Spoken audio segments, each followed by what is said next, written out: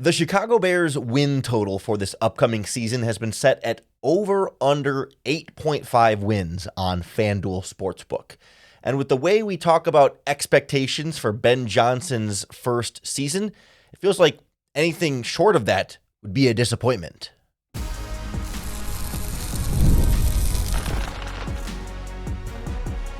You are Locked On Bears, your daily Chicago Bears podcast.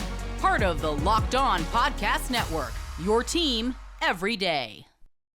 This is Locked On Bears, and I'm your host, Lauren Cox. I'm here to bring you your daily, in-depth Chicago Bears news and analysis. You can follow me on Twitter at CoxSports1, and you can follow the podcast at Locked On Bears on TikTok, Instagram, Facebook, Twitter, or the Locked On Bears YouTube channel, where you can keep up with all of our video podcasts as well. Thanks for making Locked On Bears your first listen today. We're part of the Locked On Podcast Network, your team every day. Today's episode is brought to you by Fanduel Sportsbook. Right now, new customers can get $250 in bonus bets if you win your first $5 bet. Visit fanduel.com to get started. On the show today, I want to take a closer look at this Bears season win total set at 8.5. What it would look like if the Bears go under and finish with 8 or fewer wins, or what it would look like if the Bears went over and finish with 9 or more wins, what it might take to get down either path there. And I also want to take a look at what are the biggest factors that could sort of swing that in other direction. That if this goes well, then they'll hit the over, and if this doesn't go well, then they'll hit the under. Specific areas on this team that can have the most sway and the most potential volatility there in how this Bears team finishes. I think right away, when the 8.5 number is set over at FanDuel Sportsbook, at least at the time that I'm recording this, that doesn't feel too far off as far as a good number to try and set as the over-under. Of course, right? They're trying to set a number that is difficult to decide whether it should be higher or lower.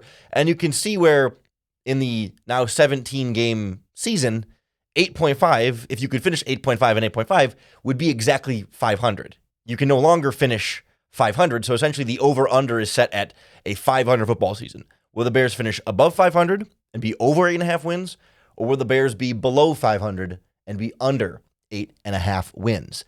Currently, again, recording this on Monday, as these win totals came out over the weekend, the money seems to be coming in on the under so far. The odds are better for the under. The under is minus 130 on FanDuel Sportsbook. The over is plus 110. So more people are betting that the Bears will finish under 8.5 wins rather than over 8.5 wins. And you can see where, when you're a football team that is just coming off of a 5-win season the year before, maybe the idea of jumping from 5 wins to 9 or more wins is a harder sell for sports bettors and odds makers on what this team might be able to do. Like even just going to 8 wins, which would still be under on the over-under, is a 3-win improvement. Like that's a significant step forward from where the Chicago Bears were last season. But it also feels like for Bears fans, this is a year with Ben Johnson and Dennis Allen that expectations are going to be high right away in year one. Like playoffs are going to be in the conversation from the very start. It's not necessarily win the NFC North, right? It doesn't have to be 12 wins, but competing for a playoff spot down the line this season feels like where the kind of consensus is as to where this Bears team should be this season. And finishing with 8 wins, so then 8-9 as your total, is not going to be a playoff team this season. Now, maybe it's a situation where they're in their mix down the stretch, but they lose their last couple of games and just miss the playoffs. Like, could you be in the playoff hunt and then still finish with eight wins? Absolutely.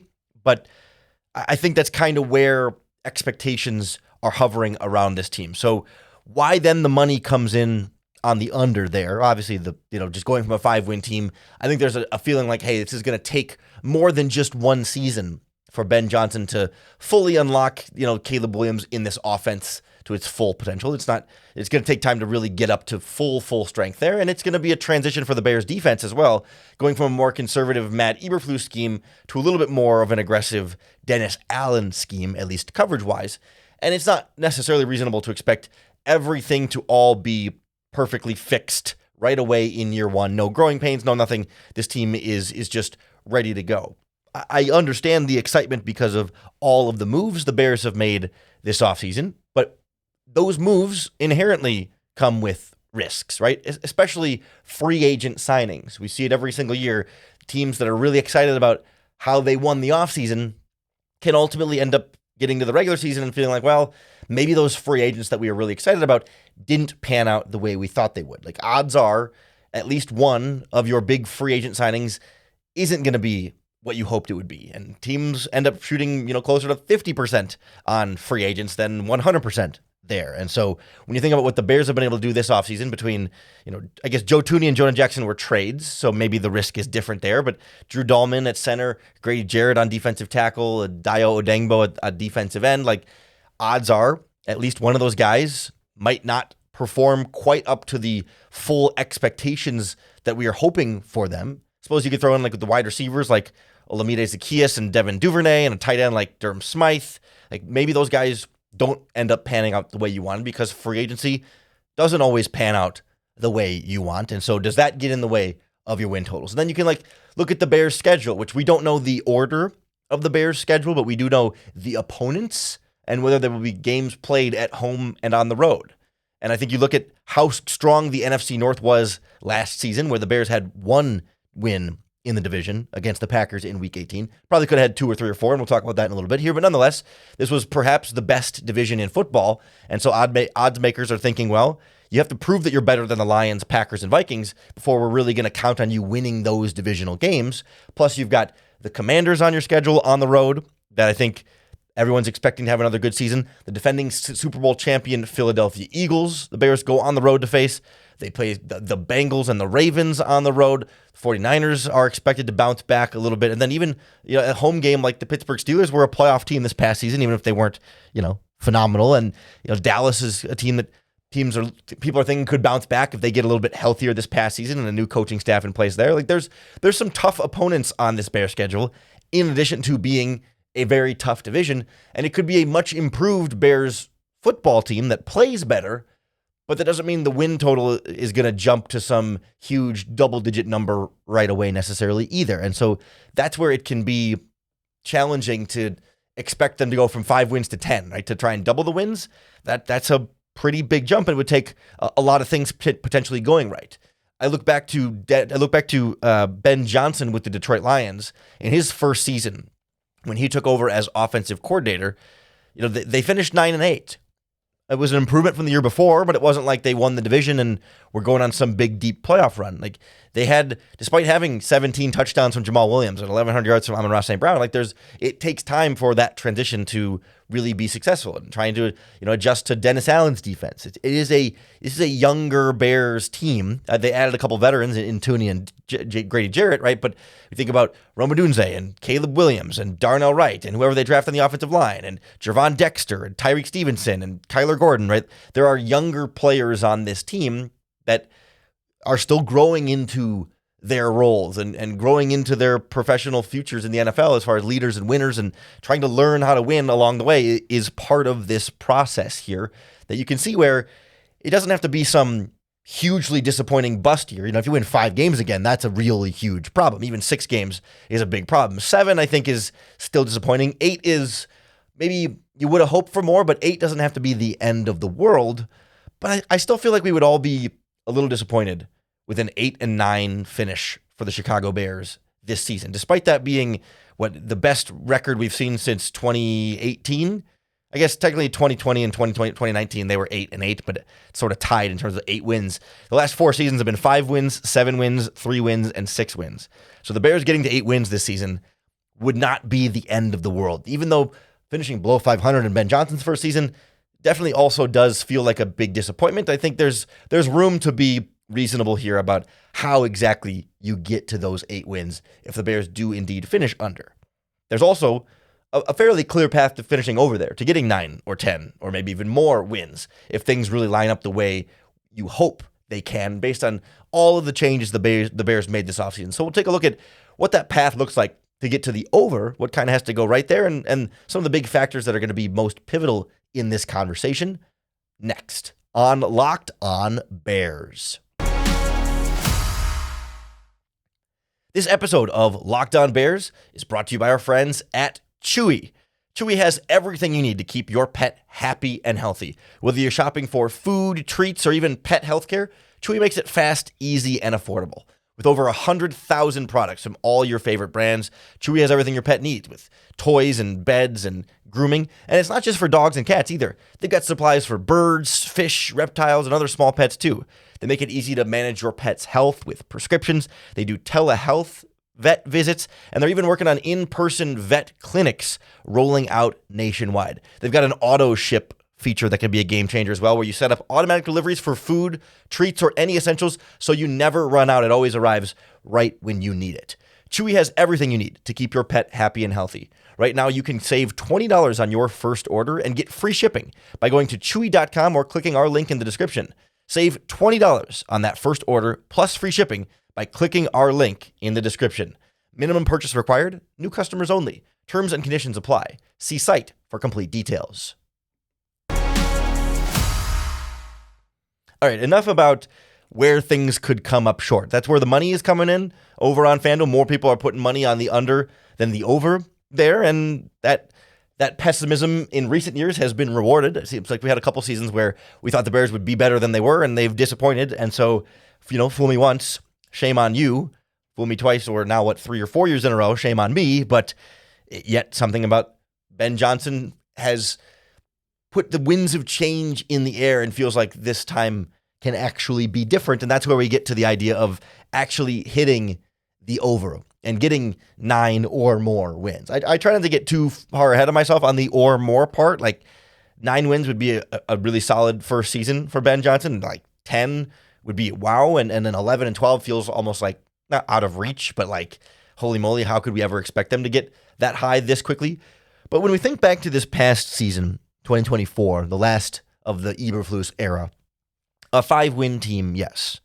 But as we all recall, there were a handful of games that season that the likes of Caleb Williams and the team put right in a position to win, and coaching and other decisions helped lead to losses in those situations. It started, of course, with the end of the Washington Commanders game that we all know how that went down, and whether you blame Eberflus or Tyreek Stevenson and timeouts called and how they handled that. Nonetheless, that was a game that very clearly should have been won by the Bears, if not for the Bears largely getting in their own way from being able to win that game. Then you've got the first game against the Green Bay Packers, where Caleb Williams drives the Bears down to a game-winning field goal attempt that is blocked, and so they lose the game. You have the following week against the Vikings, where Caleb Williams drives them back, gets into overtime, and the Bears lose on a field goal in overtime. And then on Thanksgiving against the Lions, the timeout fiasco at the end of the game, where they run out of time and they lose by 3 as well, as they try to get a field goal attempt in that game. That's 4 games last season that probably should have been won by the Bears. And of course, you can always play the hindsight shoulda, woulda, coulda game. That's been our lifetimes watching the Chicago Bears. But those 4 games in particular were, victory, or I guess defeat snatched out of the hands of a victory there. If you just flip those 4 games last season, which is a big if, but bear with me here, that puts you at a 9-win season last year. Already this Bears team was a few inches away from a 9-win season last year with Matt Eberflus and with everything else going against them. So they shouldn't be that far from 9 wins already. They weren't that far from 9 wins last season, despite being at 5 wins. But they were inches and seconds and moments in games. It wasn't like they were getting blown out for all their losses, right? These were some close losses that ultimately it's not like luck or fluky, right? It's you know who to blame. It's not like, oh no, we got screwed by the refs or whatever. It's not our fault. No, it's clearly the Bears' fault. But you've removed one of the primary barriers to those 4 games in particular, and now you're already that's already a 9-win football team. And so then you take it a step further and go, okay, you were maybe closer to a 9-win team than a 5-win team this past season, despite finishing with 5 wins. And what else has changed then besides Matt Eberflus? Because it really feels to me like the Bears haven't lost all that much and have gained quite a bit.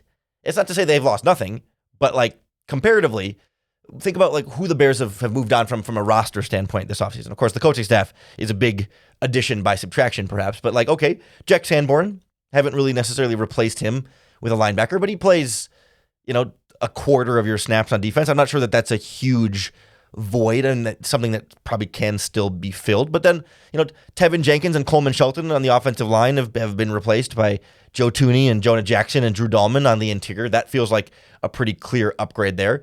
You cut DeMarcus Walker and let Darrell Taylor go on the defensive line. You replace him with Deo Odengbo. I think you could still use more at that position, and we'll see what the NFL draft brings.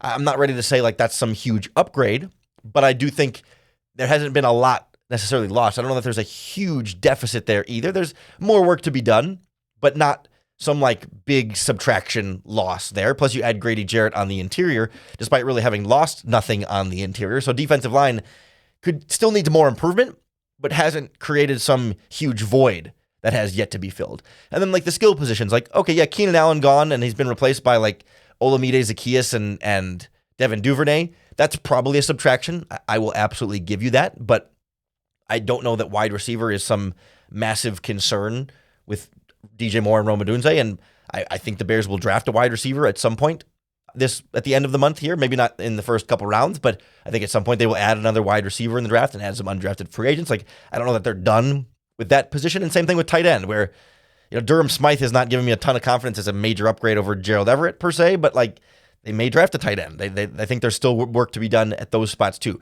But it's not like, oh man, the Bears had to cut all this talent or they couldn't replace these really great players. Like, yeah, sure, there's a couple spots that maybe you still have some question marks about, but there's also some spots that have been massively improved, namely the offensive line and some more depth on the interior defensive line. So if you were a team that's already kind of close to being an 8 or 9 win team because of some self-inflicted wounds last season, and you get better at some key spots, and you still have the draft to add at some of those key spots, like it doesn't become a very tough sell for me to try and say this is a 9-win football team this past season, which would be over, or this upcoming season, which would be over on the 8.5 wins. Because I think when I look at where the Bears are right now, I don't feel like you have to have everything go right to get to 9 wins, right? It's not as though every single free agent has to be a home run, every draft pick has to be a home run to get to 9 wins. Like, I think this team is good enough where, yeah, if a free agent here or there isn't as great as we thought, or if somebody just doesn't pan out in some way, shape, or form, or you're not able to address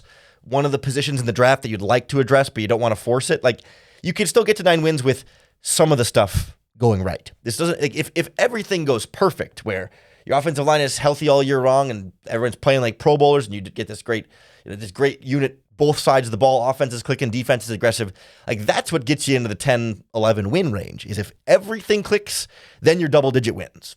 It's not reasonable to expect everything to click, but I think you can still hit 9 wins without everything clicking, and that's where the over on this over-under seems tempting, especially with the money leaning that way. You can get plus 110 odds on an over 8.5 wins on Fanduel, at least at the time that I'm recording this, whereas under is minus 130, so you're getting a little less money if you bet the under than you are if you're betting the over there. So that to me is a fairly easy sell. I think you have to be pretty pessimistic to come in anywhere less than 8 wins, and I think you have to be pretty optimistic to come in anywhere more than 9 wins, which is why the over-under lands right dead center between those two numbers. And I can sort of hear you out on either 8 or 9 wins, but anything more and anything less is a little bit of a harder sell. We'll see how the NFL draft ultimately shapes that. But I think it's harder to sell that because there are some X factors here that can swing this in either direction that aren't necessarily fully solved by what happens in the draft. Some of this stuff is just going to be outside of Ben Johnson's control and outside of Ryan Poles' control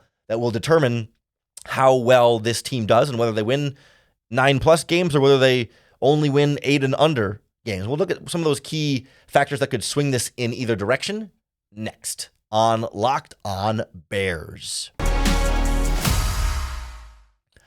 The Locked On Bears podcast is brought to you by Fanduel Sportsbook, America's #1 sportsbook. And just because we're in the offseason doesn't mean there isn't plenty of ways you can bet on football with Fanduel. We've been talking about the win totals all game long. You can find those in the Fanduel app. You can also bet on the NFL draft, like what position are the Chicago Bears going to draft first this year. Running back is currently the betting favorite there, followed by D-line/edge, and then offensive line is third in those odds. Plus, you can bet on conference winners and awards and prop bets for player production and so much more. Plus, you can bet on the NBA playoffs and more. And when you join FanDuel now and place your first $5 bet, they're going to give you $250 in bonus bets if that $5 bet wins. Plus, if you're betting on baseball or basketball or any of these other sports going on right now, you can do live in-game bets, and you can put them together in a same-game parlay for a chance to win big. So don't miss out on your bonus bets. Head to Fanduel.com and get your $250 in bonus bets if your first $5 bet wins. Fanduel, America's #1 sportsbook. So some of this stuff is within Ryan Poles' control to say, yeah, if you upgrade the offensive line enough, if you upgrade this enough, that goes a long way towards hitting the over on your over-under. And some stuff is a little bit outside of your control to say stuff happens, and you can't, as much as you try and account for every variable and obstacle, luck is a factor. Things other teams do is a factor. Like for example, a couple of things on either side of the spectrum. One of the big factors for me is how good is this Bears pass rush? Right now, with you need Montez Sweat to get back to being a double-digit sack guy after producing a bit less this past season. You need Grady Jarrett to get back to a little bit of a higher level production than we saw this past season in Atlanta. You need Gervon Dexter to keep ascending and developing as a young player. You need Dayo Odengbo to get even better than he was in Indianapolis and keep contributing. And then you still need more depth at the defensive end position. Like, some of that is stuff Ryan Poles can control by adding more players to the pass rush. Some of it's stuff that the coaching staff can control by trying to develop these guys, but some of it's just like how it all comes together. You can't just turn a knob. You can't just edit the roster on Madden and change someone's ratings to just be a better player, right? Like, there's just aspects of this that are the physical, human aspects of football that you hope will go a certain way. But if the pass rush is great, that's going to go a long way towards being a 9-win team. But if the pass rush continues to have some weaknesses and Dennis Allen has to blitz a little bit more and do some different things creatively, like, maybe that makes it a little bit harder to get to be that 9+ win team this past season or this upcoming season. Something else that's outside of the Bears' control, but like the health of the offensive line specifically. I mean, obviously the health of the roster as a whole and Caleb Williams and everybody, like, yeah, you got to stay healthy in general. But like, think specifically one of the more like volatile positions here is this offensive line, because we know Jonah Jackson has had a fairly extensive injury history the last handful of seasons, missing a bunch of games in 2024 and then a handful of games in 23 and 22. How well he's able to stay healthy. Drew Dahlman has been dealing with ankle injuries the last couple of seasons. How well he can stay healthy. Tooney's been pretty much an Iron Man throughout his career, so I'm not as worried there. But the difference between having Dahlman and Jackson for 16 or 15 games versus 10 or 11 games would go a long way towards how many games you have to rely on backups on your offensive line. Like, that can be the difference between winning and losing some of those games. And those feel like pretty pivotal factors. How healthy the O-line is, and then how consistent your pass rush is on the other side. Aligning with that, I think the Bears are also counting on development from some key young players. We mentioned Gervon Dexter in that group. He's got to keep getting better to fulfill what this team needs. Darnell Wright on the offensive line. Rome Odunze needs to step up into being a bigger and better role on offense.